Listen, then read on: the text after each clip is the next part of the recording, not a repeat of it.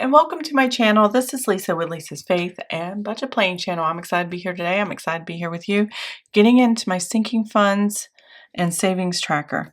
So I track everything on my sinking funds and savings tracker on my notebook here, and I just make deposits into a savings account. And that's it. That's where I draw the line. So I don't actually move a lot of money out unless something for the month has come up. Like this month we had trash come out, and then I used some money for home maintenance, and then Canva came out. So I had two bills and then a spending category within the sinking funds. All my sinking funds are perpetual, so they always are needed to be funded. They are never fully funded. I can't wrap my head around how to do that like most of you guys seem to do. And if it works for you, that's great. But I know if I put at least $400 to $500 in this account, it's going to adjust with these numbers and I can keep track of that. But I like to know for a 12-month period, especially for the ones that have a due date or a bill, how to make sure I have enough to make it fully funded by the time the bill comes. So take that number, divide it by 12, and make that my deposit. And every year I just make sure it's filled up and it's good to go. And it is fully funded on the date that it's due. Like Amazon Prime, that is September. So by the time September gets there, I'll pay the bill, it'll go to zero, and then October is the first deposit of the next round of saving up for Amazon Prime for the next year. And that seems to work pretty well for us. We do have to make adjustments time to time when prices do go up on certain subscriptions. You will also see here there are negatives where I actually use the cash that was sitting in the savings account to pay for something in advance and I have to pay it back. And this is just me paying it back. So that's what I have this month. Next month, this is going to look a little different because I've decided, I'm not going to do it here, but you'll see it in my setup for next month. I decided I can't use the escrow. I can't put that money there. I need it for other places.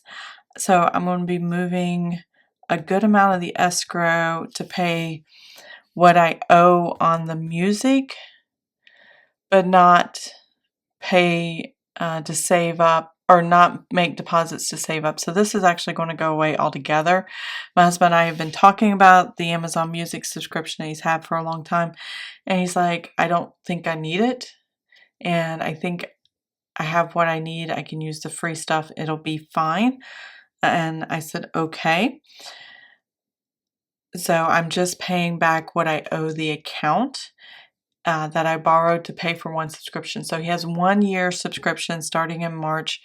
I thought he was going to keep it for next year, but he's starting to think, no, I don't want to do that. So next year, when the bill comes due, we're just going to not renew that subscription. So I'm not saving up for next year's. I'm only paying off this year. So the $100 I have here in escrow, part of that's going to go here. The rest of it is going to home maintenance because I did have to make a service call for Orkin, and this is just our normal quarterly, and this was something extra on top of it, so I'm using home maintenance to cover it, and we'll talk about that next month as well. And then I also moved the dividends to home maintenance, and that'll be in the setup video for next month. So check that out when that comes out. If you're new to my channel, welcome. I'm excited to have you here and sharing my budgets and the way I do things. Sinking funds, simply put, is just you putting a little bit of money aside, whether it's cash envelope or online in a savings account, however you do it, and keeping track of those deposits for when a bill or a certain season shows up, like birthdays, Christmases, so on and so forth. And these are mine. In order to close this out, all I have to do, now that I have everything that was withdrawn put here, I need to calculate the numbers of how much deposited, and then I've already done what I've already paid the bills on. So that I always do this part just because it's habit.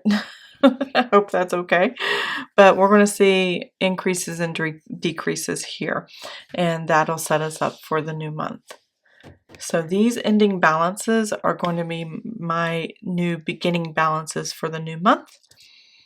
So let's go ahead and start totaling these up.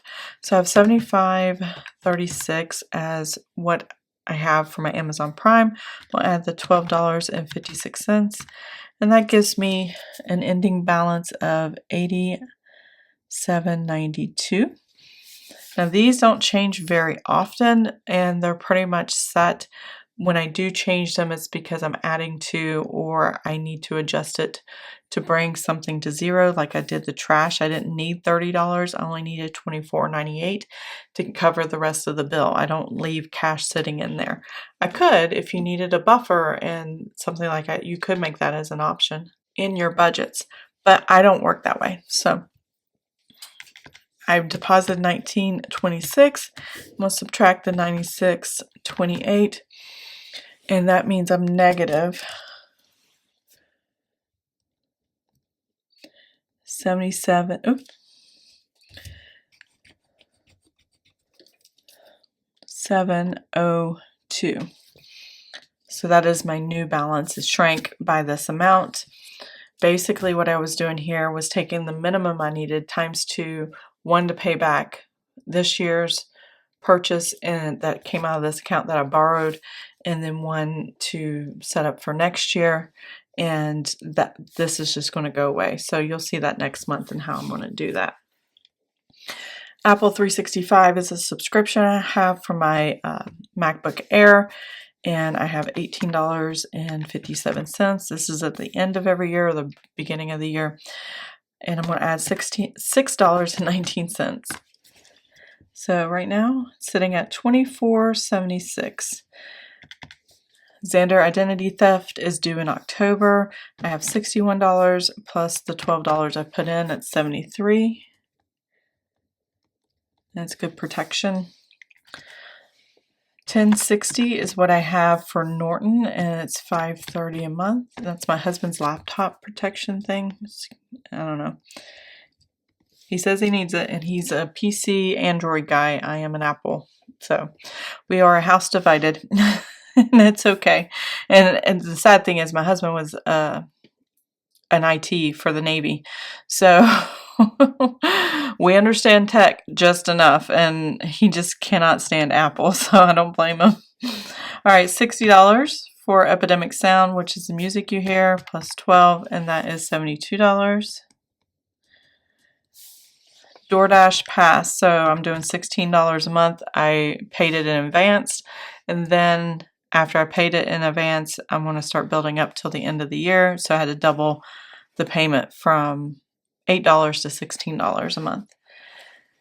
Let's see, minus 48, and that gives us a negative 32, so we're almost break even point, and then the rest of the year at $16, I will have DoorDash Pass ready to go when the subscription comes due. Next is home maintenance.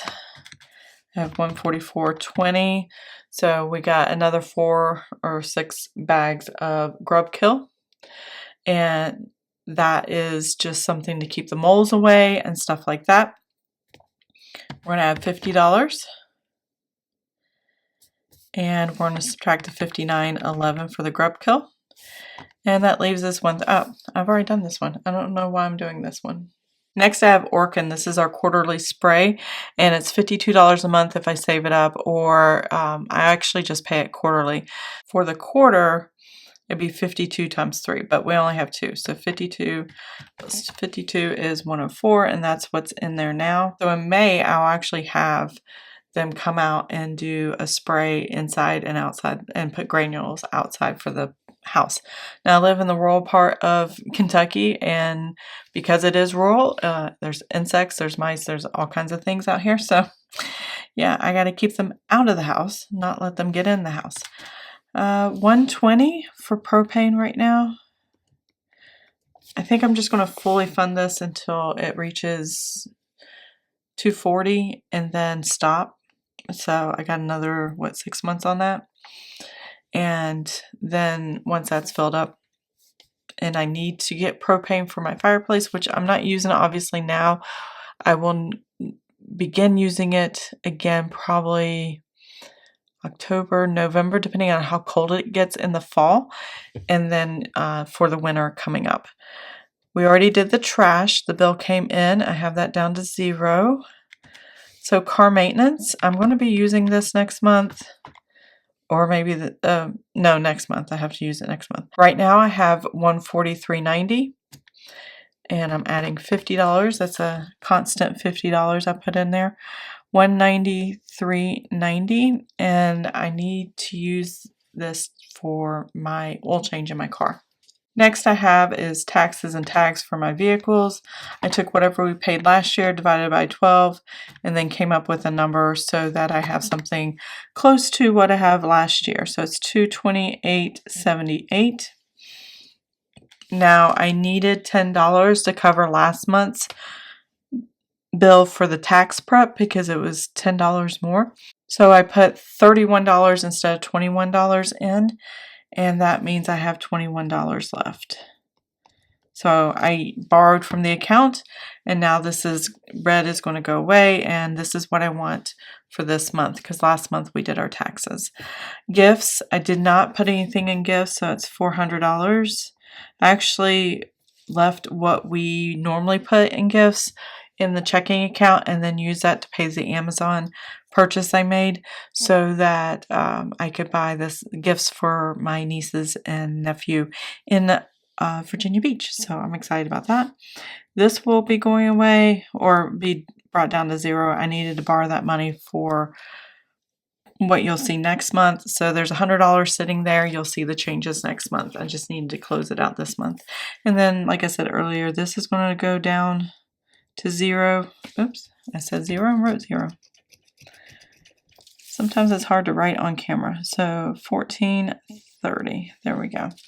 So now that I have all the numbers, I know exactly what went in and what came out and how I took care of what bills needed to be taken care of and any pop-up things that were home maintenance, car maintenance, stuff like that. And we're going to go ahead and get these totals on how much was withdrawn and then what my new ending balance is going into the new month. So I'll be right back.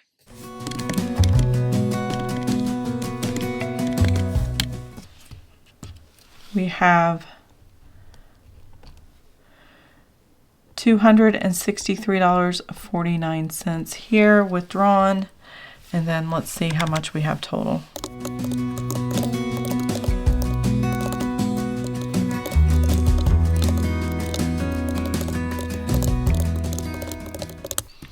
All right, so the ending balance here is $1,481.63. And let's check our math going across and make sure that's correct. That's $1,354.43 plus the $390.69 I actually made the deposit with, and subtracting the $263.49, and that we get the same number. So math is mathing and we're good there. High yield savings tracker, I have an Edward Jones account, and interest this month was $81.12. We had to pull money out for our emergency fund, which is what's in this high yield savings, and we had a heating and AC or HVAC system kaputs and bought a brand new one for $12,000. And so we pulled money out, and this is what's left in there. So we didn't withdraw anything or add anything there. Hopefully I can add like $25 a month or something in our Edward Jones emergency fund, and I'd like to do a brokerage account and start funding that. That might have to wait a little bit, so we'll have to wait and see. And then interest, $12.11.61 here. This is what's accumulated over the past, I guess, almost a year. It's like 9 months, 10 months, something like that. I did get $81.12. So let's put that in. And that is $1,292.73 interest. And I have no plans pulling out unless it's catastrophic. I don't want to pull anything out of this. I just want it to sit and accumulate. So $19,292.73. That is what I'm looking at for our savings here. And there's that. So let's go ahead and close out the video. Okay, so that's my sinking fund savings tracker closeout for the month. I have my totals. I know what we're working with as my ending balances in my sinking funds and my savings tracker. Those I will transfer over to the month of May, and I will do a month of May setup with what deposits I've made the decisions on, and where those withdrawals are, and what things we are going to be paying for the month of May in my next video for the sinking funds. I'm not sure what date this is going to go, or that one's going to go up, but keep an eye out for that. And I hope you enjoyed the video. If you did, please give it a thumbs up. If you want to see more of my videos, please subscribe to the channel, and I'll see you guys next time. Have an amazing and blessed day. Bye. One big smile across my face. We used to dance our way to church on Sundays. Mama set the pace. Daydreamer.